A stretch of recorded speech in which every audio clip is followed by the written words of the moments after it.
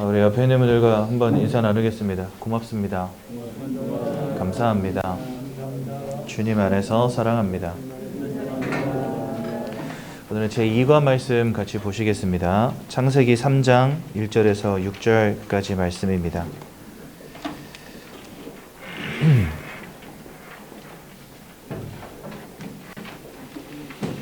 창세기 3장 1절에서 6절까지 말씀 보시겠습니다.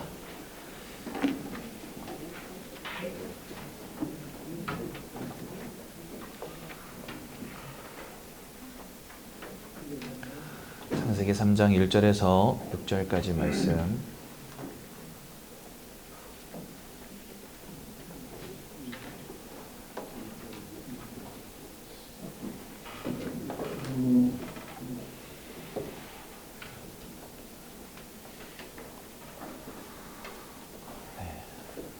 창세기 3장 1절에서 6절까지 말씀.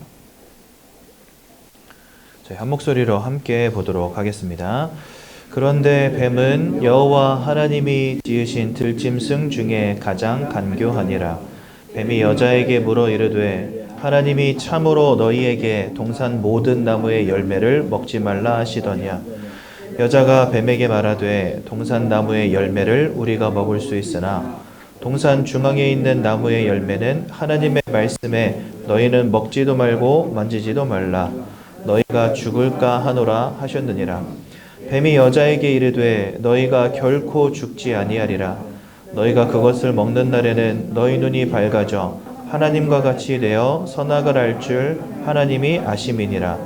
여자가 그 나무를 본즉 먹음직도 하고 보암직도 하고 지혜롭게 할 만큼 탐스럽기도 한 나무인지라. 여자가 그 열매를 따먹고 자기와 함께 있는 남편에게도 주매 그도 먹은지라. 아멘. 우리나라에는 등록되어 있는 무속인의 숫자가 30만이 넘는다고 합니다. 그러면 여러분들 이 무속인들은 어떤 사람들인지 혹시 아십니까? 무속인이 되기 위해서 꼭 거쳐야 되는 게 한 가지 있는데요. 그것이 뭐냐면 바로 내림굿이라는 것을 하게 됩니다. 한마디로 말해서 이 내림굿이라는 것은 신을 내 몸에다가 내려받는 행위를 말하는 겁니다. 그러니까 한마디로 말해서 신을 내 몸에다 내려받는 그 굿을 해가지고 다른 사람의 운명, 사주팔자, 미래를 예견하고 보고 맞추는 사람들, 이걸 우리가 무당이라 하거든요. 근데 이 무속인들은 특징이 있습니다. 어떤 특징이 있냐면 이 중에 혹시 무속인 되고 싶으신 분 계세요? 한번 손 들어보세요. 있어요? 없어요? 아무도 없어요. 심지어 여러분 초등학생 때는 장래희망 이런 거 적지 않습니까? 그러면은 막 대도 않는 거 쓰죠. 저도 초등학교 때 대통령 이런 거 썼거든요. 대통령 과학자 이런 거 썼었는데 현실은 게임 중독. 막 대도 않는 것도 쓰잖아요. 자기들 막 생각나는 대로. 그런데 제가 이제 초등학교 때는 맨날 그 꿈이 바뀌었었는데 아버지가 농사 짓는 거를 보다 보니까 초등학교 1학년 때는 제가 농부라고 적었었더라고요. 웃기죠. 제 꿈이 농부였어요. 아버지가 맨날 농사만 지으시니까. 근데 그 누구도 무속인이라고 꿈을 적지는 않아요. 한 번도 본 적이 없습니다. 지금까지. 그건 뭐죠? 기피 대상 1호라는 거예요. 아무도 그 길을 가고 싶지 않다는 거예요. 그런데 여러분 어느 날부터인가 갑자기 막 몸이 아파와요. 병원에 가도 병명도 안 나와. 뭐 CT, MRI 다 검사해봐도 나는 아파 죽겠는데 병원에서는 문제가 없대요. 약을 먹어도 안 돼. 침을 맞아도 안 돼. 뭘 해봐도 낫지를 않는 거예요. 그러니까 이 사람들이 마지막으로 찾아가는 곳이 어디냐? 점집 찾아갑니다. 점집 찾아가면 무속인이 말하죠. 당신 그거 신병이다. 여러분 신병이라는 건 뭐냐? 무속을 하시는 분들이 내림굿을 받기 전에 다 신병이라는 걸 앓습니다. 모든 사람들이 다 동일하게 그렇습니다.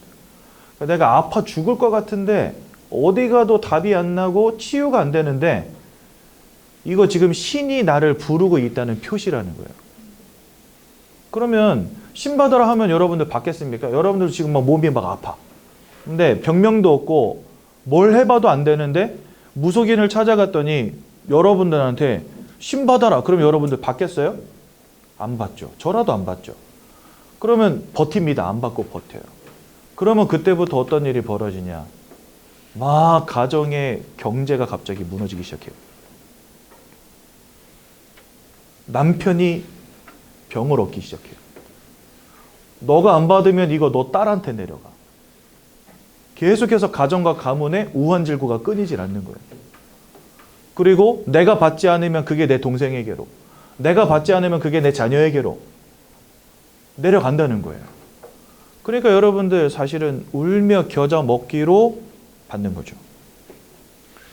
그런데 참 신기한 거, 내림굿을 하고 나면은 아팠던 몸이 씻은 듯이 나아버리는 거예요. 골 때리죠. 그래서 저는 무속인들을 많이 만나서 복음을 전해봤는데 이분들이 하나같이 말씀하시는 게 있어요. 그 어떤 것도 해결되어지지 않던 나의 그 아픈 몸의 문제가 내림굿 받자마자 씻은 듯이 나아버렸다는 거예요. 이것을 두고 나는 운명 사주팔자라고 여기는데 이 운명과 사주팔자는 내 힘으로 바꿀 수가 없다는 거죠. 그래서요, 체념 한 채 그 길을 걸어갑니다. 그리고 거기에서 빠져나올 방법은 전혀 없다라고 이미 결론 내려버렸어요. 여러분들 잘 아셔야 됩니다. 사람은요, 영적 존재입니다. 영적인 문제가 어느 날 올 수 있어요. 진짜 그냥 단순히 내 몸이 날씨 추우면 감기 걸리고 넘어지면 뼈 부러지고 하는 이런 육신의 문제 말고 누가 마음에 상처 주면 그냥 막 뭔가 우울감이 찾아오는 그런 문제들 말고 진짜 어떤 눈에 보여지지 않는 영적인 존재들에 의해서 우리가 영향을 받고 그 속에서 오는 영적인 문제들이 있다니까요. 근데 사람들 이거 잘 모르는 거죠. 어떤 할머니 한 분은요, 무속인을 20대 때 시작해가지고 50년 가까이 하신 거예요. 근데 이분 말씀이 그래요. 귀신이 손님을 보내준대요. 자기가 신받고 얼마 안 됐을 때는 밖에 줄을 섰대요, 사람들이. 구슬 한 번 하면은 막 300만 원, 500만 원 이렇게 하거든요. 그러니까 손님은 줄을 섰지 굿도 막 한 달에 두세 번씩 막 하지 이러니까 처음에 신받고 나서는요, 진짜 신바람이 났었대요, 자기가. 돈이 막 벌리니까. 그랬는데 이분은 평생 이제 사람들이 오면 그 사람들 전 봐주고 복채 받고 부적도 써주고 굿도 하고 했던 건데 손님이 끊어져 버리면 더 이상 할 수가 없잖아요. 뭐 무속인들이 무당 그 영업 뛰진 않거든요. 다니면서. 그죠? 앉아서 기다리죠. 그러니까 처음에는 너무 잘 된 거예요. 막 잘 되고 사는데도 지장도 없고 너무나 풍족하게 잘 살고. 근데 시간이 가면 갈수록 손님이 막 떨어져 나가고 이제는 더 이상 손님이 오지 않고 나이는 들어서 돈 벌 구석은 없는데 손님은 오지 않고 일평생 자기 몸에 들러붙어가지고 자기를 무당으로 살아가게 했던 그 귀신이 이제 더 이상 자기에게 손님을 보내주지 않는다. 이렇게 이야기하시더라고요. 그래서 제가 복음 전하고 이분이 예수 영접하셨거든요. 여러분들 그렇습니다. 이게 우리가 그냥 눈에 보이는 세상 가운데에서 눈에 보이는 성공, 눈에 보이는 돈, 눈에 보이는 것 따라가다 보니까 정말 간과하는 게 뭐냐? 눈에 보이지 않는 것을 완전히 간과한단 말이죠. 이 땅의 유일한 문제가 무엇인지를 여러분들은 잘 보실 수 있어야 됩니다. 근데 이 땅의 이 유일한 문제에 대해서 밝히고 있는 책은 성경밖에 없다는 사실. 여러분들 어떤 사람들은 여러분들 인생을 두고 볼 때 여러분들 인생에서 제일 큰 문제가 뭡니까 지금? 뭐 어떤 사람은 사업이 무너져서 경제적으로 어려움을 겪는 분도 있을 수 있고요. 인간관계 속에서 막 진짜 나를 너무 힘들게 하는 사람 때문에 마음이 무너진 분들도 있을 수 있고요. 그렇죠? 남편과의 불화 혹은 자녀와의 문제 여러 가지 여러분들이 볼 때 여러분들 스스로가 가지고 있는 문제들이 있을 거 아닙니까? 그 문제들의 특징이 뭐냐? 다 육신과 마음과 관련된 문제들이에요. 그렇죠? 그래서 보통 사람들은 나에게 와 있는 문제를 뭐라고 생각하냐면 경제 문제 혹은 건강 문제 혹은 마음의 문제, 혹은 자녀의 문제. 보통 이렇게 네 가지로 생각합니다. 그렇죠? 그러니까 여러분들 죽으나 사나 아침 저녁으로 열심히 뭐 하면서 살죠? 돈 하면서 사는 거예요. 네. 어디 가면 연봉이 셀까? 요즘 여러분들 MZ 세대라고 하잖아요. MZ 세대들 이 직장을 구할 때 가장 중요한 조건이 뭔지 아세요? 연차 넉넉하게 써가면서 휴가 즐길 거 즐겨가면서 연봉은 세게 받는 거, 이거 원합니다. 그러면요 여러분들 그런 직장을 구하려면 한 가지 조건이 있어요. 그게 뭐냐? 제조업은 피해야 돼요. 제조업은요 새벽부터 일어나가지고 밤늦게까지 일하면서 연봉은 쥐꼬리만한 데가 제조업이거든요. 그러니까 요즘 시대가 여러분 코로나19다 막 가게 경제가 다 무너졌다 막 살기 힘들다 막 이런 시대잖아요. 그런데 구직이 안 돼. 구직이 아니죠. 구인이 안 되는 거예요. 회사들이. 어떤 회사는요 1년 전부터 구인 광고를 내놓고 매달 연봉을 계속해서 올려서 광고를 하는데도 전화가 한 통이 안 온대요. 1년 내내. 근데 제조업. 요즘 시대가 어떻게 되냐면요.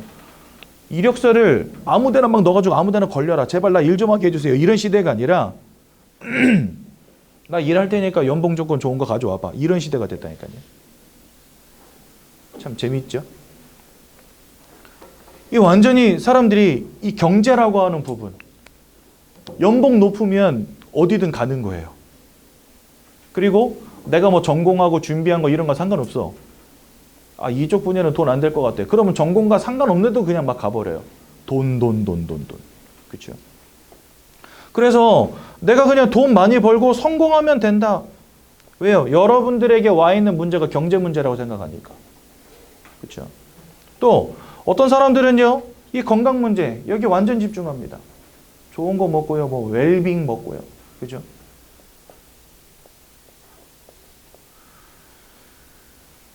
운동 막 열심히 하고 오래 살아야 되니까 뭐 보험 같은 거 막 잔뜩 들어놓고. 왜요? 내 문제가 건강 문제라고 생각하니까. 여러분들 뭐 암보험 이런 거 없는 하나씩은 다 갖고 계시잖아요. 실비보험 이런 거 하나씩 다 갖고 계시잖아요. 치아보험 이런 거 하나씩 다 갖고 계시잖아요.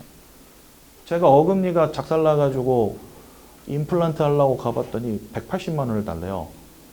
위에는 뭐 여기 부비강 이쪽에 이게 나사 뚫고 들어가면 구멍이 뚫릴 수 있기 때문에 뭐 여기에다가 뼈가루 집어넣어가지고 이만큼 들어 올리고 그 시술을 하는데 뭐 60만 원인가 들고 그 다음에 임플란트 최고급으로 받는데 120만 원 해서 180만 원 견적이 나오더라고요.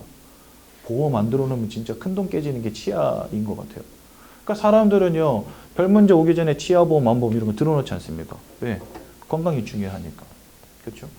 그래서 어떻게 하면 돈 많이 벌까? 어떻게 하면 내가 건강하게 오래 살 수 있을까? 다 이거 고민합니다. 여러분들 마음 얼마나 중요합니까? 그렇죠? 그래서 스트레스 이런 거 다 두려워하잖아요. 여러분들 막 고혈압으로 쓰러지고 막 이렇게 고통당하시는 분들 평소에 스트레스 때문에 많이 정신적으로 힘들어하시던 분들 이런 분들에게 고혈압, 뇌출혈 이런 문제 잘 오거든요. 그러니까 사람들이 어떻게 해서든지 내 마음에서부터 이 스트레스를 없애고 그죠? 뭔가 평안함을 누리기 위해서 굉장히 노력 많이 합니다. 여행도 가고요. 책도 읽고요. 음악도 듣고요. 영화도 보고요. 다 합니다. 왜요? 마음이 중요하니까. 여러분들 자녀 얼마나 중요합니까? 자녀가 힘들다, 아프다, 실패했다. 부모 마음은 찢어지잖아요. 그죠? 그래서 요 경제 문제, 건강 문제, 마음 문제, 자녀 문제 요 네 가지가 사실은 여러분들 별 문제 없이 평안하다. 그러면은 아마 여러분들 최고겠죠. 눈에 보여지는 문제고 현실적인 문제고 나에게 피부로 부딪혀오는 문제들이니까 사실은 우리에게 관심 갖고 살아가지 않습니까? 그런데 중요한 것은 사람은 영혼을 가진 영적 존재란 말이죠. 이 부분은 우리가 전혀 생각도 못하고 간과한 채 살아갑니다. 그죠? 결국은 여기에 대해서는 우리는 아무것도 하지 못한 채 살아가요. 관심도 없고 내가 영적 존재라는 것도 알지 못하기 때문에 뭘 해야 되는지도 모르고 뭐가 필요한지도 모릅니다. 사실은요. 그래서 여러분 사실은 이와 같은 문제들 아주 중요한 문제들이지만 여러분들에게 영적인 문제가 시작되어졌다? 그것은 여러분들의 마음, 여러분들의 삶과 육신을 무너뜨리기에 충분한 영향력을 갖추고 있다는 겁니다. 그런데 그것을 우리는 되게 간과하죠. 그래서 성경은요, 이 땅의 유일한 문제는 단순히 우리가 경제가 무너지고 건강이 무너지고 마음이 무너지고 자녀가 실패한 문제라고 가르치시지 않습니다.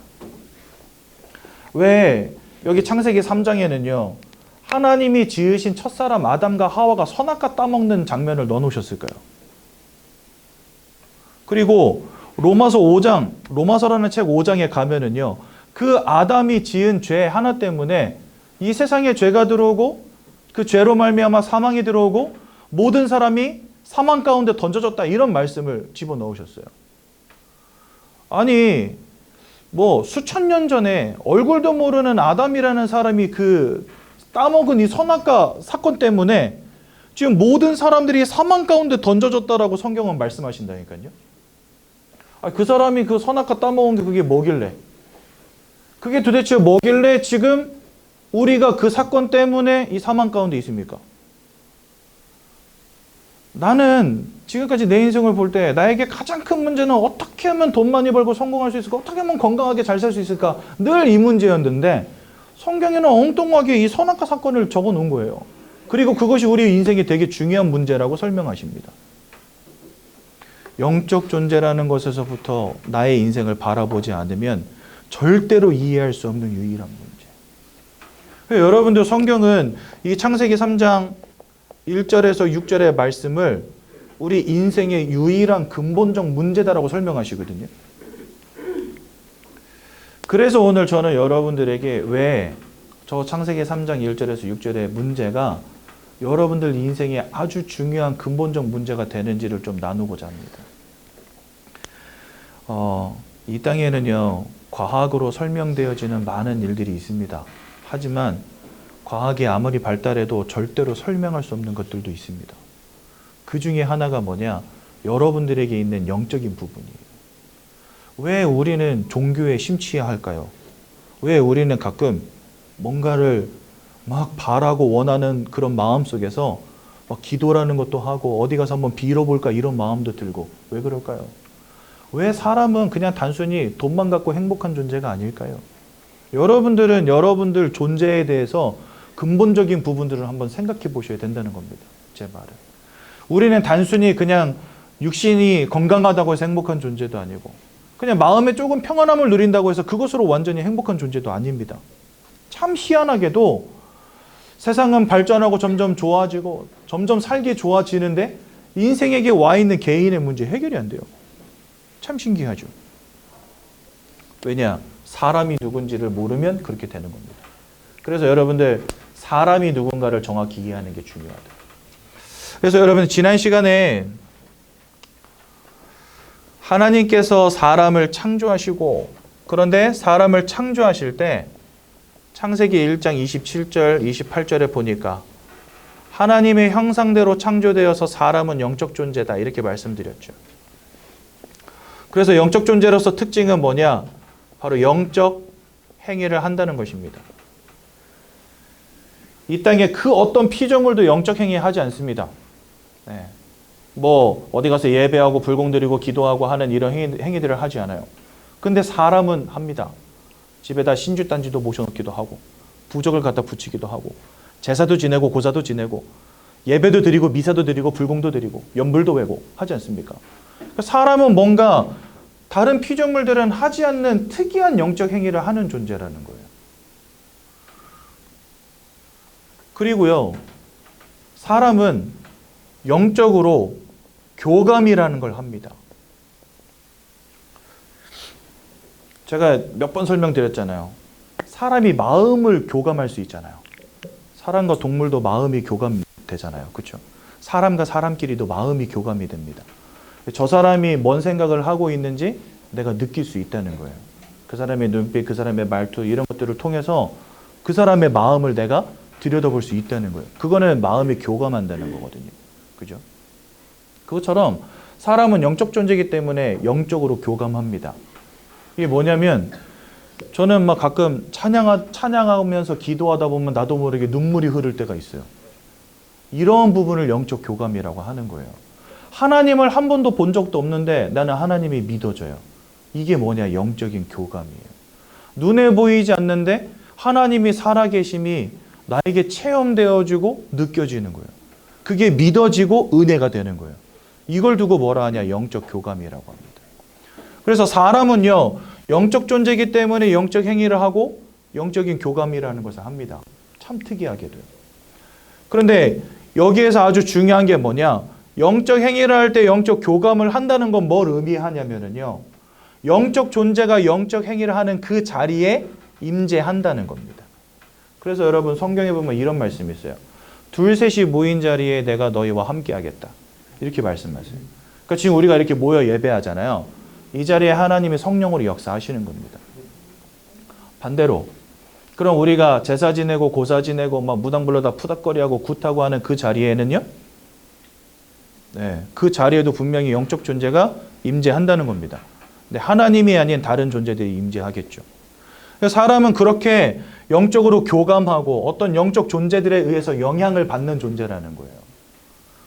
여러분, 사람이 계속해서 말씀을 듣고 예배를 드리잖아요. 그러면 우울증이 치유가 돼버려요. 왜 그런지 아세요? 영적인 하나님의 역사 가운데에서 우리의 마음속에, 생각 속에, 삶 속에 치유가 일어난다는 거예요. 반대로 말하자면 하나님은 우리를 지키고 치유하시는 분이라고 한다면 하나님을 대적하는 영적 존재 사단과 귀신의 무리들은 여러분들의 마음을 무너뜨릴 수 있다는 겁니다. 여러분들의 삶을 거꾸로뜨릴 수 있다는 겁니다. 마치 그냥 평범하게 잘 살아가는 사람들한테 신병을 주고 무당으로 만들어버리는 것처럼. 그렇죠? 그래서 여러분, 사람은 그런 존재라는 겁니다. 그냥 돈만 가진다고 행복한 존재도 아니고 옆에서 나를 사랑해주는 사람만 있다고 해서 행복한 존재도 아니라는 거예요. 사람은요. 영적 존재기에 영적인 평안함을 누리는 것에서부터 인생의 평안이, 인생의 행복이 시작될 수 있는 존재라는 겁니다. 그게 바로 사람이라는 거예요. 하나님은 처음부터 사람을 이렇게 지으신 겁니다. 그럼 그 이유가 무엇이겠습니까? 네, 다른 거 아니에요. 바로 이것이 우리가 생명을 누리는 원리, 축복을 누리는 원리인데요. 물고기는요, 물속에 있을 때 살아갑니다. 그렇죠? 나무는 어떻습니까? 땅속에 뿌리 내려야 됩니다. 저 새들은 어떻습니까? 하늘을 날아다녀야 됩니다. 하나님이 처음부터 물고기 지으실 때 물속에 살아가도록 만드신 거예요. 나무는 땅속에 뿌리 내리고 새는 하늘을 날도록. 그렇게 사람을 처음부터 지으실 때 하나님이 사람에게만 주신 원리가 있어요. 행복을 누리며 생육하고 번성하고 땅에 충만하여서 모든 것을 정복하고 다스리는 이 축복을 누리는 원리를 하나님이 처음부터 주셨는데 그게 뭐냐? 그건 돈도 아니고 성공도 아니고 건강도 아니라 하나님을 알고 하나님과 함께 할 때 그 축복을 누리도록 처음부터 사람 만드신 겁니다. 마치 물고기는 물속에 있어야만 하는 것처럼. 그래서 여러분, 우리는 이것을 절대적 원리라 합니다. 여러분, 왜 절대적 원리입니까? 물고기가 물을 잃어버리면 살겠습니까? 못 살지요. 나무가 땅에서 뿌리 뽑혔다 살겠습니까? 못 살죠. 새가 하늘을 잃어버렸다 살겠습니까? 못 살죠. 이렇게 하나님은 어떤 절대적인 원리들을 주셨다는 거예요. 그것처럼 사람에게도 주신 절대적 원리가 있다는 겁니다. 그게 뭐냐? 하나님을 알고 하나님과 함께하는 존재. 그래서 영이신 하나님을 알아야 되기 때문에 우리 또한 영적 존재여야 되는 겁니다. 영이신 하나님께 예배하도록 영적 행위를 하는 존재로 만드신 겁니다. 영이신 하나님이 주시는 은혜와 힘을 누리도록 영적으로 하나님과 교감할 수 있는 존재로 만드신 겁니다. 그래서 다른 피조물들은요, 이런 모양을 갖추지 않았어요. 왜요? 하나님을 알 필요도 없고 하나님을 예배할 필요도 없는 존재들이에요. 그런데 사람은 달라요. 처음부터 하나님이 여러분들과 함께 하시려고 여러분들 지으셨기 때문에 우리는 하나님을 알고 하나님을 체험하고 하나님과 함께하는 축복을 누릴 수 있는 영적 존재로 지음을 받은 겁니다. 그게 뭐냐면 바로 우리를 지으실 때 하나님이 갖고 계셨던 우리에게 주신 절대적 원리라는 거예요. 근데 이 창세기 3장 1절에서 6절은 뭐에 대해서 설명하냐? 그 영적인 축복을 송두리째 잃어버린 거에 대해서 말씀하시는 겁니다. 그래서 우린 이것을 어떤 문제라고 하냐면 근본적 문제라고 합니다, 여러분들. 지금 여러분들에게 와 있는 경제 문제, 자녀 문제, 뭐 마음의 문제, 생각의 문제, 삶의 문제, 육신의 문제, 질병의 문제 이런 것들 이전에 여러분들에게 그와 같은 문제들이 올 수밖에 없었던 근본적 문제가 있다고 성경은 말씀하시는 거예요. 여기에 보면 사단이 등장합니다. 이 사단이 아담과 하와를 속여서 하나님이 따먹지 말라는 선악과를 따먹는 원죄를 짓게 만들고 결과적으로는 하나님을 떠나는 문제 가운데 빠지게 만들어 버립니다. 여기서 우리가 제일 집중해야 될 것은 바로 이 3번입니다. 떠남. 왜 그런지 아십니까, 여러분? 결과적으로 사단에게 속아서 원죄를 지은 그 결과가 뭐냐면 하나님을 잃어버린 거예요. 마치 물고기가 물을 잃어버리고 나무가 땅을 잃어버리고 새가 하늘을 잃어버린 것 같은 문제가 여러분들에게 벌어졌다는 겁니다. 그 여러분 보세요. 물고기가 물을 잃어버렸다. 그게 뭡니까? 그게 사망이죠. 나무가 땅을 잃어버렸다. 그게 뭡니까? 그게 사망입니다. 새가 하늘을 잃어버렸다. 그게 뭡니까? 그게 사망이죠. 물고기를 사망이라고 하니까 이상하네. 그게 죽음이죠. 그렇죠? 나무가 땅을 잃어버린 게 죽음이고 새가 하늘을 잃어버린 게 죽음 아닙니까? 그래서 한 사람 아담의 죄로 말미암아 이 땅에 죄가 들어왔고 그 죄로 말미암아 사망이 이르렀으며 모든 사람이 사망 가운데 던져졌느니라 말씀하시는 거예요. 물고기가 물을 잃어버린 게 사망이요 죽음인 것처럼 사람이 하나님을 잃어버린 것 또한 사망이요 죽음이라는 겁니다. 여기에는요 3가지 죽음이 있어요. 첫 번째 죽음은 뭐냐? 이 땅을 살아가는 동안에 사망의 법, 사망의 주권자 사단에게 사로잡힌 인생이 되었다 말씀하시고요. 두 번째는 누구든지 한 번은 이 땅 떠나가지 않습니까? 천년만년 살 사람 아무도 없죠. 즉 육신의 죽음이고요. 세 번째 사망은 뭐냐? 하나님의 형벌, 즉 지옥 불구덩이 속에 던져지는 사망. 그러니까 하나님을 잃어버린 가운데 이 3가지 사망이 우리에게 임하게 된 겁니다. 아, 그런가 보군요 하고 넘어갈 문제가 아니에요. 왜냐? 이 3가지 사망으로 인하여서 여러분들에게 와 있는 인생의 문제를 좀 살펴보겠습니다. 첫 번째, 요한복음 8장 44절에 보니까 이런 말씀이 있어요. 너희는 너희 아비 마귀에게서 났으니 이렇게 되어 있습니다. 여러분들의 아버지, 부모님, 어머니가 마귀라는 말이 아니고 우리는 하나님과 함께하도록 창조되어진 사람들인데 그 하나님을 잃어버린 순간부터 사단 마귀에게 속한 자가 되었다라고 성경 말씀하세요. 요한 1서 3장 8절에 보니까 죄를 짓는 자마다 마귀에게 속하였느니라 이렇게 말씀하십니다. 즉 이게 뭘 의미하냐면 세상 말로 운명과 사주팔자를 말하는 것입니다. 나는 원치 않지만 여러분들은 이제 태어날 때부터 죽는 그 순간까지 나는 한 번도 의도한 적도 없고 원한 적도 없는데 여러분들은 이제 사단 마귀의 배경을 가지고 살아가게 된 겁니다. 언제부터요? 하나님을 잃어버린 순간부터. 그래서 우리는 이것을 두고 운명 사주팔자라고 하거든요. 아까 제가 말씀드렸던 우리나라에 30만 명이나 되는 그 무속인들이 있다 말씀드렸는데 신을 받고 무속인이 되기 전에 신병을 앓는다 했잖아요. 결과적으로는 몸에다가 신을 받아들이고 일평생을 점을 치고 작두를 타고 구슬하고 부적을 쓰는 인생을 살아가거든요. 그 사람들이 하나같이 말하는 게 뭔지 아십니까? 운명은 거스를 수 없다라고 말합니다. 즉, 이 운명과 사주팔자의 주관자가 누구냐? 바로 이 사단이에요. 이 사단 마귀에게 붙잡힌 인생이 돼버린 겁니다. 그러니 나는 다른 인생, 행복한 인생 살아가고 싶지만 안 되는 거죠. 사단이 정해놓은 인생을 살아가는 겁니다. 여러분, 왜 우리가 점집에 가서 점을 치면 점괘라는 게 나오는지 아십니까? 참 신기하게도 미래에 누가 뭐가 될 것이고 어떤 사람이 나타날 것이고 어떤 일이 벌어질 것이고 이런 것들을 무당들은 맞춘단 말이죠.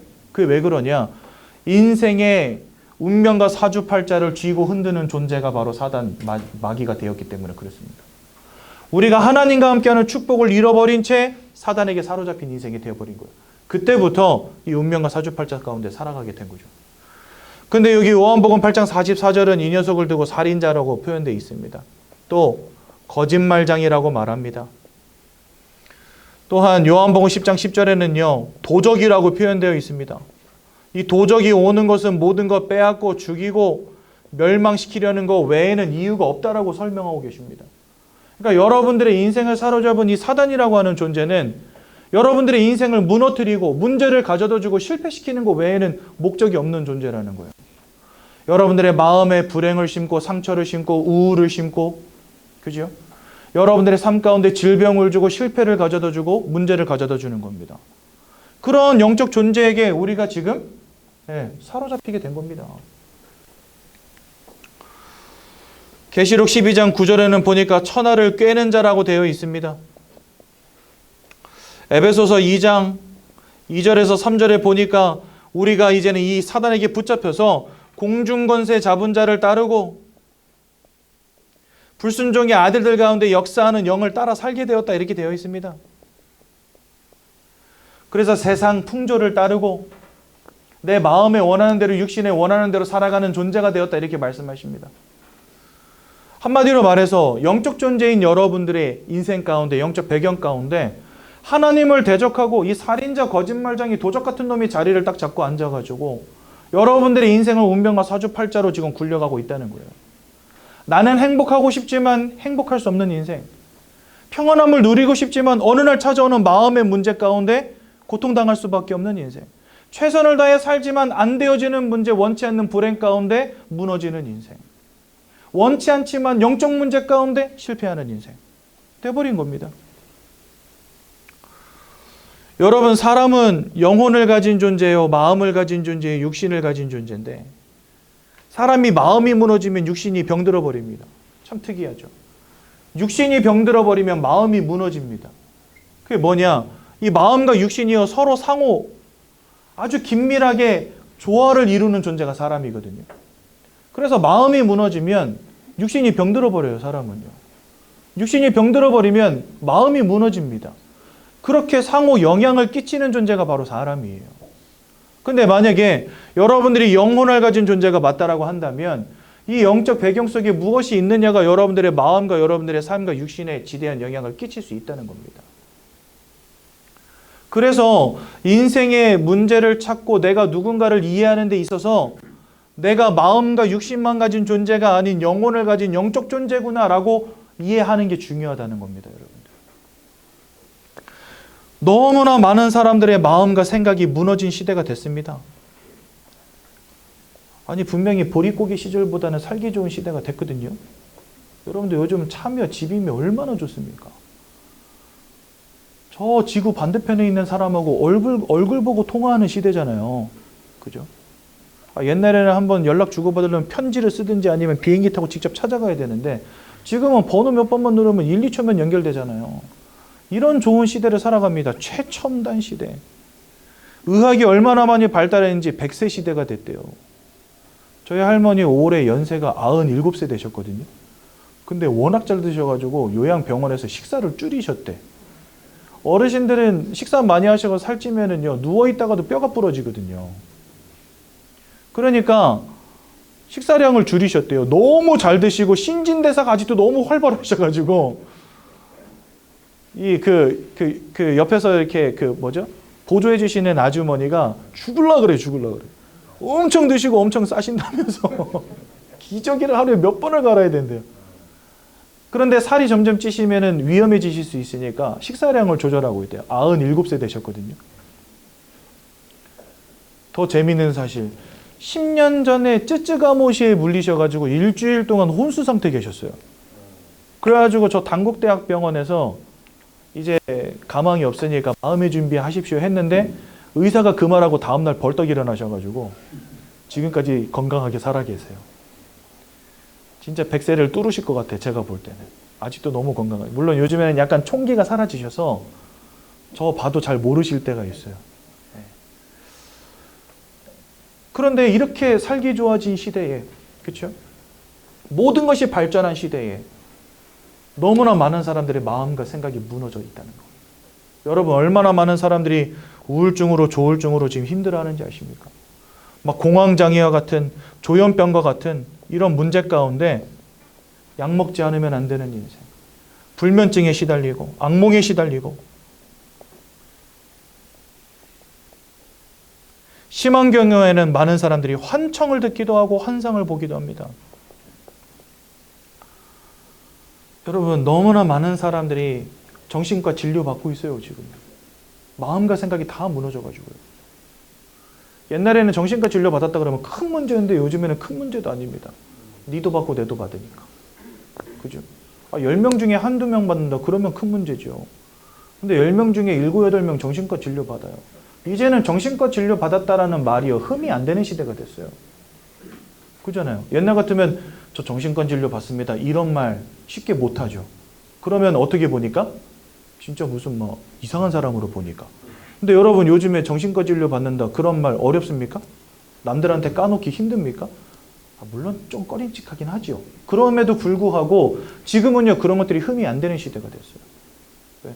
나 요즘 정신과 진료받고 우울증 약 먹어. 그러면 너도 먹어? 이런 시대거든요.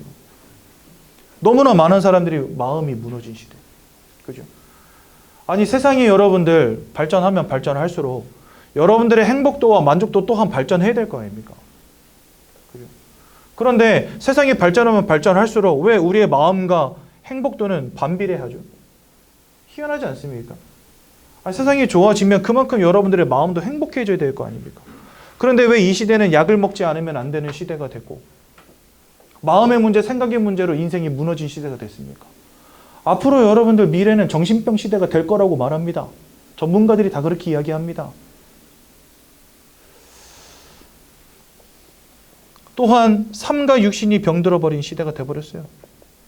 그렇게 많은 질병들을 정복했지만 또 다른 질병의 문제, 원치 않는 사건, 사고의 문제, 내가 원치 않는 불행이 지속되어지는 문제, 너무나 많은 사람들이 지금 육신적으로 고통당하고 방황하고 있는 가운데 여러분, 이혼율 점점 증가하고 있고요. 많은 사람들이 자살하는 시대 되었다고 합니다. 왜 이렇습니까? 진짜 세상 좋아진 거 맞습니까? OECD 국가 중에 자살률 1위 국가가 대한민국입니다. 여러분, 우리 뭐 K-팝, 뭐 K-푸드 이런 거 단어 많이 쓰잖아요. 예전에 어디였는지 제가 기억이 잘 안 나는데, 우리나라 자살 방지 뭐 이런 거 포스터인지 문구인지 봤는데 거기에 뭐라고 돼 있냐? K 자살이라고 돼 있어요. 하도 자살하는 사람이 많으니까. 우리나라는 K 자살입니다, 이렇게 써놨더라고요. 왜? 우리나라가 이 자부심이 느껴지는 단어잖아요, K는요. 그죠? K-팝. K-팝의 대표 주자 누구입니까? BTS. 전 세계가 열광하는 그룹이라고 하잖아요. 저는 잘 모르겠지만. 뭐 K-푸드. 심지어 우리 코로나 터졌을 때 뭐 있었어요? K-방역. 진짜 좀 오글오글한데, 손발이 오글오글하는 단어인데, K-방역 성공했다 막 이러면서 전 세계에서 극찬하고 있다 막 이런 거 기사 엄청 많이 났잖아요. 이 K가 우리의 자존심 아닙니까? 근데 자살 방지 뭐 어떤 문구인지 잘 모르겠어요. K 자살. OECD 국가 중에 1위 국가입니다, 우리나라가. 그건 뭘 반증하지요, 여러분들? 사람들의 마음과 삶이 지금 무너지고 있다는 겁니다. 아무리 세상이 좋아지면 뭐합니까, 여러분들? 저 지구 반대편에 있는 사람하고 화성전화하는 시대가 되면 뭐합니까? 집에서 버튼 누르면 집 앞으로 엘리베이터 오는 아파트에 살면 뭐 할 거예요? 차가 굴러가는 건지 날아가는 건지 모르겠는 그런 BMW 같은 차 타고 다니면 뭐 할 거냐고요, 여러분들.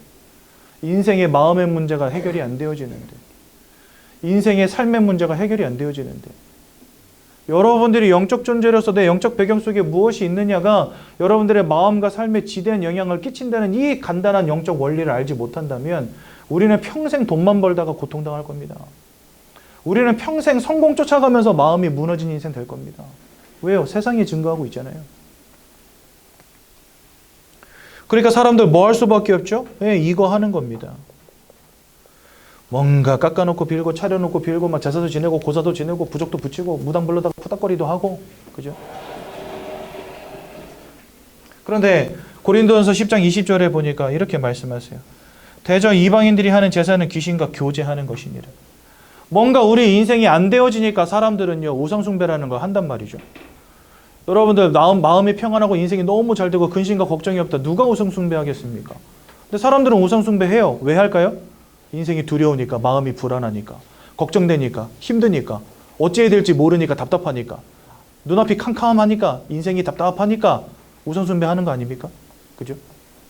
그런데 아까 제가 말씀드린 것처럼 영적 행위를 하면 영적 존재가 임재한다고 말씀드렸잖아요. 나는 이게 내 인생의 축복이 되는 줄로 알고 하는데 어떻게든지 불행을 막아주는 거라고 생각하고 하는데 그것을 지속하면 지속할수록 그곳에 여러분들의 인생을 무너뜨리는 영적 존재들이 점점 임재하는 겁니다.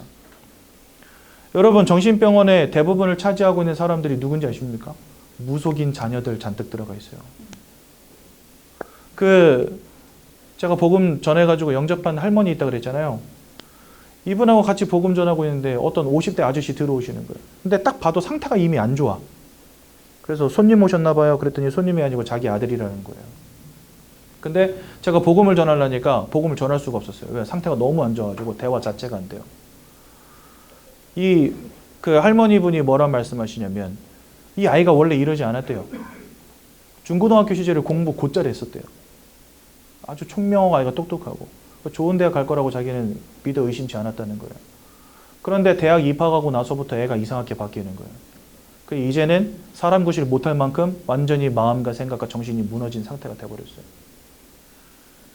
왜 그런지 아십니까? 굿 벌리잖아요.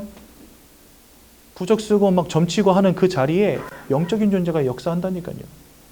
결국은 내가 몸이 아파가지고 어쩔 수 없이 운명이니까 이 길을 내가 가지 않으면 안 되니까 어쩔 수 없이 울며 겨자 먹기로 받아들였는데 그것 때문에 내 개인의 인생도 무너지고 내 가정과 가문도 무너지고 자녀도 무너지고 이게 바로 귀신이 하는 역사입니다, 여러분들. 모든 것을 빼앗고 죽이고 멸망시키려는 자. 여기 상록수역 앞에 사거리에 보면은 여러분 백다방 하나 있거든요. 백다방 맞은편에 보면은 점집이 많이 있어요. 근데 그 중에 어떤 할머니 한 분이 전도돼가지고 저에게 오신 적이 있어요. 이분이 와서 이 말씀을 듣는데 뭐라냐면은 앞에 앉아가지고 추임새를 계속 넣으시는 거예요. 제가 이거 한마디 한번 맞아. 내가 그러고 살았어. 저기 할머니 하실 말씀은 많으시겠지만 딱 끝나고 저랑 개인적으로 이야기하시죠. 오케이. 한마디만 또 맞아. 내가 그놈한테 속아가지고 40년 동안 무속 생활하신 분 돌아오셨다니까요. 그러니까 저희 지역에서 전도하시는 분들이 가서 전도하고 이 무속인 할머니가 오셔가지고 여기서 복음 들으셨어요. 근데 이분이 여기 제가 이거 말을 한마디 하는데 한마디 하고 다음을 못해. 추임새를 계속 넣으셔가지고 맞아요, 목사님 맞습니다. 다 때려 죽여야 됩니다, 저것도 이러면서. 진짜요. 할머니 오셔가지고 말씀 들으셨어요. 여러분들, 우리는요 진짜 화려한 세대에 살지 않습니까? 건물도 화려하고 인생도 화려하고 사람들 막 이쁘게 메이크업 해가지고 막 명품 브랜드 걸치고 다니면서 얼마나 행복해 보이고 얼마나 멋져 보이고 화려해 보이고 좋아 보입니까? TV, 미디어 이런 데 보면은요 성공한 사람들의 이야기, 그렇죠? 연예인들의 이야기, 아이돌 이야기 이런 거 보면서 와 진짜 멋있다, 나도 저렇게 살고 싶다, 다 그렇게 생각하잖아요. 눈에 보여지는 것에 여러분 현혹되지 마십시오. 아니, 눈에 보여지는 것이 중요하지 않다는 게 아닙니다. 그거보다 더 중요한 영적인 원리가 있는데 우리는 그거 전혀 알지도 못하고 이런 일들이 벌어지고 있는지도 몰라요. 네. 진짜 가문에 어떤 무속인이라도 하나 가족 중에 있어야 그냥 이렇게 점치고 하는 사람들이 있다 알지, 그런 것도 없는 사람들은요 세상이 어떻게 돌아가는지도 모릅니다. 그냥 돈 성공 이러고 살아가고 있어요. 그러니 여러분 이거 우상숭배하면 할수록 그 가정 가문에 불행이 올 수밖에 없는 겁니다. 불화가 임할 수밖에 없는 겁니다. 저희 집은 1년에 10번씩 제사 지내던 집이었어요. 작은아버지를 다 이혼하고 막 사업 다 무너지고 애들 막 기형아 태어나고, 제 사촌 동생들 중에 기형아가 둘이 있거든요.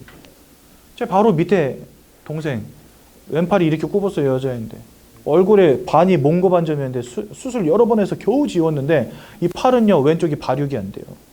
오른쪽하고 왼쪽 팔 길이가 달라요. 이래요 팔이. 시집 가겠습니까? 진짜 볼 때마다 안타까운 거 있죠. 그 밑에 바로 동생. 그러니까 제 밑에 동생, 걔 밑에 동생. 밑에 동생은 눈이 사시예요, 하나가. 그래가지고 가끔 명절 때 오면 내가 시선 처리를 못 하겠어. 얘가 나를 보는 건지 옆에 사람을 보는 건지를 알 수가 없어요. 눈이 사시니까. 수술을 해가지고 교정을 했는데도 이 삐뚤어져 있어요, 뭔가. 그렇게 열심히 우상숭배하면 뭔가 달라져야 되지 않습니까? 축복이 와야 되지 않습니까? 왜 다 자빠지고 무너지고 인생이 안 되어집니까? 진짜 신기한 거 있죠. 여러분들의 인생의 배경 속에 딱 자리 잡고 여러분들로부터 모든 것을 빼앗고 죽이고 멸망시키려는 존재가 있다라고 성경은 말씀하십니다. 그리고 우리는 그 영적 존재에게 영향을 받는다는 겁니다. 왜요? 나도 영혼을 가진 영적 존재이기 때문에 그렇습니다. 여러분들 우리 보통 영혼이라고 하잖아요. 그때 이 영은 혼은 사실은 다른 존재거든요. 근데 요거를 합쳐서 우리는 영혼이라고 해요. 근데 이 영은 영어로 spirit이라고 하고요. 혼은 soul이라고 합니다. 혼은 뭐냐면 지금 여러분들의 육신 속에 들어와 있는 혼, 그걸 혼이라고 하는 거예요. 그럼 영은 뭐냐? 육신을 가지지 않고 그냥 영으로만 존재하는 존재들이 있어요. 그 대표적인 존재가 누구냐? 바로 하나님. 그리고 하나님을 대적한 사단. 하나님을 섬기며 따르는 천사. 그리고 사단을 따르는 귀신의 무리들. 이게 바로 영적 존재들입니다. 그런데 왜 우리는 영혼을 가졌다라고 말하냐면요. 처음부터 하나님은 우리와 함께 하셨잖아요. 그래서 우리는 내 육신에 담겨진 혼과 함께 하나님의 성령이 함께하는 존재였다는 거예요. 그래서 영과 혼이 함께하는 존재가 사람이에요. 그래서 우리가 하나님과 함께 한다든지 아니면 하나님이 아닌 사단의 영, 귀신의 영과 함께 한다든지 우리는 영적 존재이기 때문에 그렇게 영적인 영향력 속에 살아간다는 겁니다. 여러분들이 하나님의 자녀가 되었다. 여러분들의 영적 배경 속에 성령이 함께 하시는 거예요. 근데 성령이 함께 하시는 존재가 아니다. 그러면 그 영적 배경 속에 이 사단이 있는 겁니다. 그리고 여러분들의 인생 가운데 누가 역사하냐? 귀신이 역사하는 거예요. 마음을 무너뜨립니다. 어느 날 갑자기 우울감이 들어와요. 마음속에. 약을 먹지 않으면 안 되는 상태가 되게 만들어버려요. 내가 뭐 특별히 잘못한 것도 없는데. 그냥 삶이 막 안 돼. 경제가 어디로 막 자꾸 사라지고 뭐 질병의 문제가 오고 될 것 같은데 이게 잡힐 것 같은데 잡히지 않는 인생. 왜 그런지 아십니까? 우리는 영적 존재로서 이러한 영적 존재들에게 영향을 받는 존재라는 거예요. 여러분들 이런 거 어디 가서 배워보신 적 있으세요? 한 번이라도 고민해 본 적 있으세요? 생각해 보신 적 있으세요? 한 번도 없을 겁니다. 이 중요한 걸 아무도 가르쳐 주지 않아요. 그러니 결국은 요거 고민하면서 어떻게든 돈 벌고 성공하려고 발버둥 치는 인생 되는 겁니다.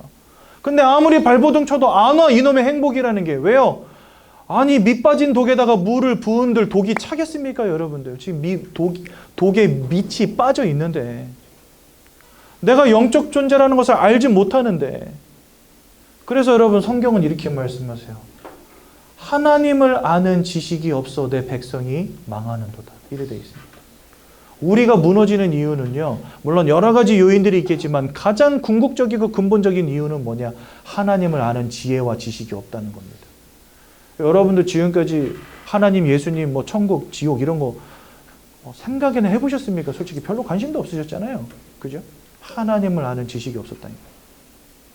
그래서 내가 어떤 존재인가를 알고 지금 우리에게 와 있는 문제가 뭔지 알고 그 결과로 내가 어떤 고통 속에 살아가고 있는지를 발견하시라는 겁니다. 이렇게 살다가 나중에 죽어서는 여러분들 누구든지 한 번은 다 이 땅을 떠나가죠. 그게 히브리서 9장 27절에 보니까 사람이 한 번 죽는 것은 정해져 있다 이렇게 말씀하세요. 그리고 그 이후에는 심판이 있다라고 말씀하십니다. 결국 이 사단의 영적인 배경 속에 살아가는 자, 사단이 갇힐 지옥에 함께 갇히는 겁니다. 사단에게 속한 자, 이 소속이 사단에게 속하여 있는 자, 지옥으로 들어가는 겁니다. 그럼 누가 천국 갑니까? 이 소속에서 빠져나와서 하나님께 속한 자, 하나님이 계신 천국으로 들어가는 거예요. 더 중요한 문제는 뭐냐? 여러분들이 후대들도 여기서 자유로울 수 없다는 사실입니다. 그럼 여러분 보십시오. 이건 돈 번다고 해결될 문제가 아니고 내가 착하게 산다고 해결되는 문제도 아닙니다. 여러분 착하게 산다고 운명과 사주팔자가 여러분들 인생을 비껴갑니까? 아니에요. 돈 많이 벌고 성공한다고 운명과 사주팔자와 상관없는 인생 될 수 있겠습니까? 아닙니다. 그렇다면 여러분 성공한 사업가들, 무당들 찾아갈 이유가 없겠죠. 여러분 이거는 뭐 다 아시는 이야기 아닙니까? 국회의원들 대부분 무속인 하나씩 끼고 있는 거 다 아시잖아요. 그 사람들 뭐가 아쉬워서 무속인들한테 가서 물어보고 점을 칩니까? 성공해서 운명과 사주팔자와 상관이 없고 권력을 잡아서 운명과 사주팔자와 상관이 없을 것 같으면 그 사람들 무속인의 말 따라갈 이유가 없지요. 이거는 돈으로 해결되어지는 문제, 지식으로 해결되어지는 문제, 성공으로 해결되어지는 문제가 아니기 때문에 그렇습니다. 그 여러분 돈으로 지식으로 성공으로 권력으로 해결되어지지 않는 문제라고 한다면 우리의 힘으로는 해결 불가능한 문제라는 결론에 도달하겠죠. 내가 아무리 열심히 살아도 착하게 살아도 해결할 수 없는 문제라는 겁니다. 그죠? 그래서 사실 많은 종교들은 네가 착하게 살면 된다고 말합니다. 여러분 착하게 살아서 되겠습니까? 이 문제가? 여러분들의 인생을 사로잡은 이 사단의 권세가 내가 착하게 살면 꺾어지겠습니까? 어떤 사람은 헌신하며 봉사하며 베풀며 살면 된다고 합니다. 내가 내 재산의 거의 전부를 기부금으로 내놓은들 여러분들 운명과 사주팔자로부터 자유로울 수 있겠습니까? 우리가 말하는 세상이 말하는 가치가 가치 없다라고 말하는 게 아닙니다. 참 가치 있고 좋은 것들입니다. 우리는 착하게 살아야 돼요. 도와야 돼요. 사랑해야 돼요. 베풀어야 돼요. 나눠야 됩니다. 그것은 당연한 것입니다. 하지만 그것으로는 여러분들의 운명과 사주팔자의 문제 해결할 수 없다는 겁니다. 그래서요, 여러분들 우리의 힘으로 이 문제에서 빠져나올 수 없기 때문에 우리가 스스로 이 문제로부터 빠져나와서 하나님께로 갈 수 없기 때문에 하나님이 우리를 찾아오신 것입니다. 그래서 길로서 이 땅에 오신 이가 바로 누구냐? 예수님이신 겁니다. 옛날에는 그런 사람들 많았잖아요. 피켓 딱 하나 들고 나가가지고 불신, 지옥, 예수, 천당 이렇게 하는 사람들 많았잖아요. 옛날에는 몰랐는데 제가 목사 되고 나니까 그 사람들 진짜 솔직히 말하면 진짜 싫어지더라고요. 왜 싫어졌냐면 이 무슨 예수의 이름을 콤프로스트 하나 사면 그 옆에다가 끼어 파는 1+1처럼 그렇게 막 예수 이름을 팔아 넘기는 것 같은 느낌인 거예요, 이게. 제가 깨달은 복음 안에서 바라봐지는 예수님은요, 겨우 예수, 천당, 불신, 지옥 이것으로 던질 만한 이름이 아니더라고요. 여러분 생각해 보십시오. 내가 예수를 만난다 어떤 일이 벌어지는지 아십니까? 이 운명과 사주팔자로부터 여러분들이 해방되어지는 겁니다. 내가 예수를 만난다. 여러분들의 인생의 문제뿐만이 아니라 하나님을 잃어버린 근본의 문제가 끝나버리는 겁니다. 즉 하나님을 만나며 하나님께 속한 자로 바뀌어지는 이름이 예수예요. 여러분들이 지옥으로 던져질 수밖에 없는 최후 형벌로부터 저 천국에서 영원히 하나님과 함께 살 수 있는 영생으로 바뀌어지는 이름이 예수란 말이죠. 이거는요, 가장 귀한 손님들을 가장 귀한 자리에 모셔놓고 가장 귀한 말씀으로 전달해야 되는 이름이 예수예요. 예수 이거 아니라고요. 이 예수의 이름에 아주 중요한 세 가지 의미가 있습니다. 첫 번째가 뭐냐? 요한일서 3장 8절에 보니까 죄를 짓는 자마다 마귀에게 속하였나니 이렇게 말씀하시는데요. 하나님의 아들이 나타나신 것은 이 마귀가 하는 모든 일을 멸하기 위함이다 말씀하십니다. 즉 예수는 사단 마귀의 권세를 꺾으신 참 왕이 되십니다. 그래서 여러분 신기하게도 우리가 점괘를 치러 가면 점괘가 나오는 이유가 이 운명과 사주팔자 가운데 있기 때문이거든요. 근데 예수를 영접하여 하나님의 자녀가 되었다. 점괘가 안 나와 버립니다. 저는요 무속인들 200명 넘게 만나봤잖아요. 가면은 들어가면서 저 목사인데 점 좀 봐주세요 이러고 들어가요. 네. 그러면 막 이것저것 물어보고 막 이 사람이 막 쌀도 깔고 막 방울도 흔들고 막 별 난리를 다 쳐요. 근데 점괘가 안 나와요. 예전에 제가 경기도 안성 사람이거든요. 경기도 안성에 보면 안성천이라고 있어요. 그 아주 작은 강인데 그 안성 천변으로 뭐가 있냐면 무속촌이 있어요. 그 무속인들은 거기 모여 살아요. 사창가랑 무속인들이 모여 살아요. 그 동네. 근데 하루는 안성 천변에 이제 그 산책로가 있어가지고 걷는데 아주 이쁘게 생긴 강아지 한 마리 있는데 안성에서 굴러다닐 강아지가 아닌 거예요. 이렇게 털 긴 거 있잖아요. 코도, 입도 이렇게 주둥이도 길고 털 긴 그 개 있잖아요. 플란다스의 개 같은 거 그런 거 있잖아요. 한 번도 못 본 개가 있어가지고 와, 개 너무 이뻐요. 그러니까 그 개 주인이 자기 이사 왔다는 거예요. 이사 왔는데 그러세요? 그러니까 저 내려다 보이는 저 밑에 2층 집 크게 져놨더라고요. 근데 그것을 무속촌 한가운데다가 져놓은 거예요. 그래서 왜 그렇지 하고 보니까 아내가 신을 받아가지고 이분이 9시 뉴스데스크 앵커라고 그랬던 것 같아요. 제 기억에. 그러니까 남자가 아주 성공한 방송인이라는 거예요. 근데 저는 여러분 고등학교 이제 대학 됐을 그 나이에 뉴스 막 보는 사람 없잖아요. 그러니까 그렇게 말씀을 하시는데 제가 누군지는 모르겠더라고요. 그래서 자기가 아무튼 뉴스 앵커라고 그렇게 말씀을 하시고 그랬는데 아내가 신병을 앓다가 이제 신을 받고 그렇게 돼가지고 자기가 회사를 퇴사를 하고 아내랑 같이 시골에 내려와서 저 점집 한가운데다가 2층 집을 져놓고 2층은 자기 집이고 1층은 무당집인 거예요. 그래서 제가 눈여겨봤다가 그 주간 토요일날 우리 청년들 둘 데리고 찾아갔다 아닙니까? 네 10,000원, 너 10,000원, 나 10,000원 해서 30,000원 내가지고 우리 가서 점괘 보고 오자. 그래가지고 찾아갔어요. 찾아가가지고 문 열고 들어가니까 와 인조 대리석 바닥에 쥐약 깔아놓고 으리으리하게 접어놨더라고요. 남편이 돈을 잘 버니까. 그래가지고 딱 한가운데 앉아서 이게 점을 쳐주시는데 가가지고 앉았죠. 그때 여러 가지 막 하는데 점괘가 안 나와요. 예.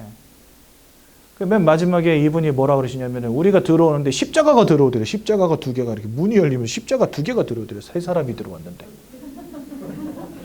사람은 3사람인데 십자가가 2개가 들어.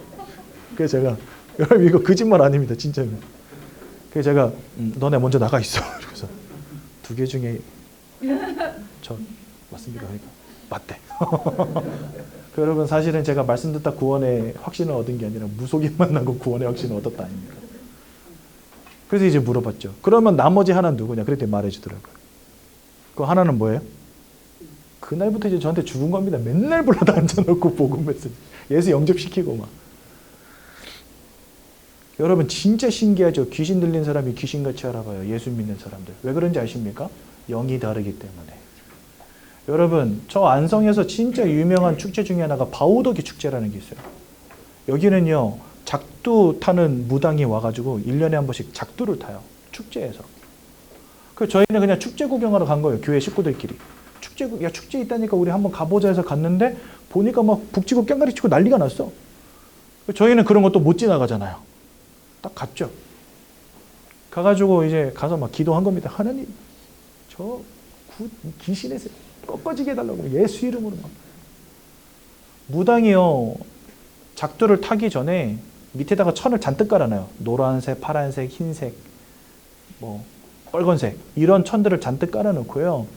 맨발로 작두 위에 올라가기 전에 자기의 신이 충만하게 임하도록 밑에서 막 죄송합니다. 세상말로 발광을 합니다. 눈 까디지고 막 이러면서 발광을 해요. 그러다가 어느 순간에 아주 높다란 사다리 위에다가 작두를 올려놓는데 거기를요 눈 까디지고 뛰어 올라가서 작두에 올라서는 거예요. 근데 그거 하기 전에 밑에다가 창 깔아놓고 막 하거든요.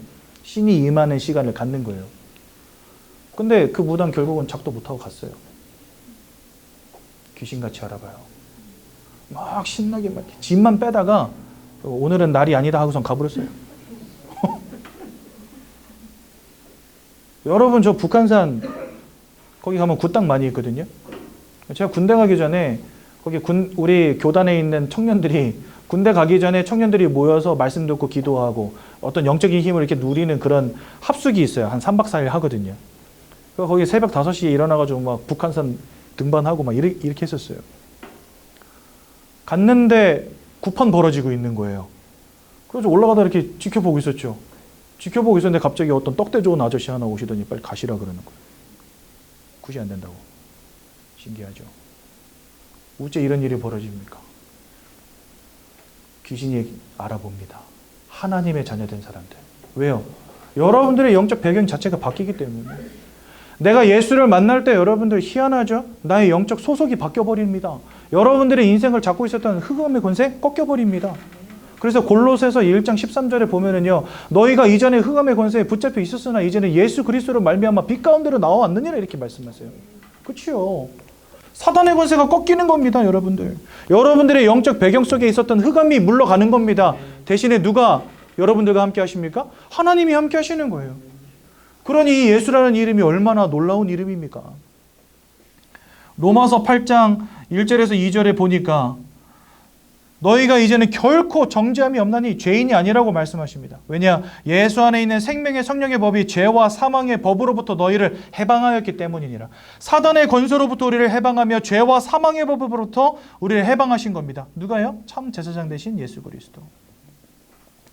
여러분들 여기도 보면 사단에게 속하였던 것에서부터 해방이 됐죠. 아까 제가 로마서 5장에 한 사람으로 말미암아 죄와 사망이 들어오고 모든 사람이 사망 가운데 이르느니라 라는 말씀을 드렸잖아요. 그렇게 죄와 사망의 법에 여러분들이 법적으로 붙잡혀 있었는데 예수님은 생명의 성령의 법으로 그 법으로부터 여러분들을 해방하셨다는 거예요. 그래서 성경은요, 예수 그리스도를 통해서 우리에게 어떠한 구원이 이루어졌다라고 말씀하시냐, 여러분들의 영적인 소속이 바뀌어지고 여러분들이 영적으로 사망의 법에서 생명의 법으로 옮겨졌다라고 말씀하시고, 요한복음 5장 24절에 보니까 주 예수를 믿으면 우리가 영생에 이르고 또한 사망에서 생명으로 옮겨졌느니라, 여러분들이 옮겨졌다라고 말씀하십니다. 여러분들의 호적을, 여러분들의 소속을 하나님께로 바꿔버렸대요. 누가요? 예수님이. 그래서 예수를 믿는 것은 선택이 아닙니다, 여러분. 네. 물고기가 물 가운데 살아야 되는 것처럼 사람은 하나님과 함께 살아야 한다면 지금 여러분들의 영적인 소속을 빨리 하나님과 함께하는 소속으로 바꿔야 되는 것입니다. 근데 그 방법이 바로 예수 그리스도. 그래서 예수님은 요한복음 14장 6절에 내가 곧 길이요 진리요 생명이니 나로 말미암지 않고는 아버지께로 올 자가 없다, 이렇게 말씀하신 것입니다. 왜요? 다 하나님 떠나 있거든요, 지금. 영이신 하나님께로 아무도 나아갈 수가 없어요. 사단에게 붙잡혔기 때문에 하나님께로 갈 자가 없어요. 죄와 사망의 법에 묶였기 때문에 하나님께로 갈 자가 없어요. 그래서 주님이 십자가에서 우리를 위해서 죽어주시고 사단의 권세를 깨뜨려 버리시고 하나님께로 나아갈 길을 열으셨다, 이래 되어 있습니다. 여러분, 주님이 돌아가시기 전에 옆구리를 창에 찔리셨어요. 가시관을 쓰셨어요. 손과 발이 못 박히셨어요. 그래서 성경에는 뭐라 말씀하시냐면 육체 가운데 난 새로운 살 길이다, 이렇게 되어 있습니다. 뭐냐, 주님이 찔리시고 찢기시고 한 그 육체 가운데로 우리가 하나님께로 나아갈 길이 열렸다, 이렇게 말씀하세요. 그래서 주님은 본인을 두고 내가 곧 길이요 진리요 생명이다, 이렇게 말씀하신 겁니다. 즉 주님은 하나님께로 나아갈 유일한 길, 참 선지자가 되십니다. 이분이 2000년 전에 이 땅에 오셔서 고통당하시고 고난당하시고 우리를 위해서 죽임당하시고 모든 보혈을 흘리시고 돌아가신 지 3일 만에 부활하셔서 사망과 사단의 권세를 이기셨다는 증거를 보이셨죠. 우리는 예수님을 누구라 부릅니까? 그리스도라고 부르는 겁니다. 그래서 여러분들 예수 그리스도 하는 거예요. 여러분, 제가 지금은 목사지만 옛날에 얼마나 멍청했냐면 예수가 이름이고 그리스도가 성인 줄 알았어요. 저는 홍 감사거든요. 외국 나가면은 이름이랑 성이 위치가 바뀌는 거 아시죠? 그래서 외국에서는 My name is 감사홍 해야 됩니다. 그죠? 그래서 저는 예수 그리스도 하길래 그리스도가 성인 줄 알았어요. 예수님의 성. 진짜 멍청하죠. 근데 그리스도는 예수님이 하신 일을 나타냅니다. 예수는 그리스도의 이름입니다. 마치 윤석열 대통령 할 때 대통령은 윤석열 씨가 하는 일이고 윤석열은 대통령의 이름인 것처럼 예수 그리스도도 마찬가지입니다. 그리스도로서 예수님이 하신 세 가지 일이 뭐냐? 사단을 꺾고 죄를 끝내고 하나님 만나는 길을 여셨어요. 이거 하기 위해서 이 땅에 오신 이가 바로 예수님이십니다. 그분을 믿고 마음에 영접할 때 여러분들의 영적 배경이, 영적 소속이 완전히 바뀌어지는 겁니다. 그러니 여러분 이거 뭐 고민할 필요 있습니까? 오늘 당장 예수를 마음속에 영접하시고 하나님의 자녀로 신분이 바뀌어지셔야죠. 그렇죠? 오늘 여기 15페이지를 한번 보시기 바랍니다. 15페이지에 보시면 영적 기도문 잘 나와 있습니다. 오늘도 엄청 길게 해버렸네. 죄송합니다. 영적 기도문 우리 다 같이 하나님께 고백함으로 이 시간 예수님을 마음속에 영접하겠습니다. 로마서 10장 10절에 보니까 마음으로 믿어야 하고 입으로 시인해야 된다 말씀하셨어요. 오늘 저와 함께 나눈 이 복음 메시지를 마음으로 믿으시기 바라고 오늘 입으로 시인함으로 하나님의 자녀되는 축복 누리시기 바랍니다. 제가 먼저 기도할 텐데 저의 기도를 따라서 함께 기도하도록 하겠습니다. 사랑의 하나님, 이제 나는 죄인인 것을 깨닫고 회개합니다. 지금까지 하나님을 떠나 사단의 지배 아래 묶여 종노릇하며 살았습니다. 그러나 예수님이 저를 위하여 십자가에서 죽으시고 3일 만에 부활하신 그리스도이심을 믿습니다. 예수 그리스도께서 하나님을 만나는 유일한 길이 되시며 사탄의 권세를 꺾으시고 모든 죄와 저주와 재앙에서 나를 해방하신 그리스도 되심을 믿습니다. 지금 이 순간 내 마음의 문을 열고 예수님을 나의 구주로, 나의 주인으로 내 마음에 영접합니다. 나를 구원해 주심을 감사드립니다. 앞으로 하나님의 말씀과 뜻대로 살겠습니다. 지금부터 일평생을 세밀히 인도해 주옵소서. 예수 그리스도 이름으로 기도합니다. 아멘. 제가 한번 기도하고 말씀 마치겠습니다. 하나님 은혜 감사합니다. 오늘 주신 말씀을 기억하게 하시고 예수가 그리스도라는 이 복음으로 행복한 인생, 흑암의 권세와 역사로부터 해방된 인생 되도록 인도해 주옵소서. 예수님의 이름으로 기도드렸습니다. 아멘.